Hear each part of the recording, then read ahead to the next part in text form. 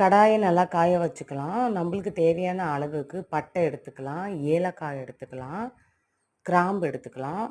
எல்லாத்தையும் எடுத்து வச்சுக்கிட்டு நம்ம இப்போ எண்ணெயில் போட்டு வறுத்துக்கலாம். நம்மளுக்கு தேவையான அளவுக்கு வெங்காயத்தையும் பச்சை மிளகாயும் நல்லா அலசி கட் பண்ணி நம்மளுக்கு தேவையான அளவில் கட் பண்ணி வச்சுக்கிட்டு நம்ம எண்ணெயில் போட்டுக்கலாம்.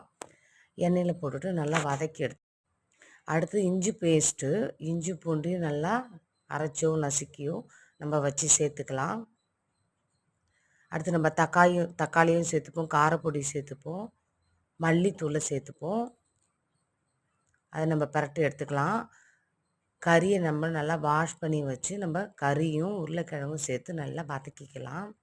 நல்லா வதக்கினோன்னே தேவையான அளவுக்கு தண்ணி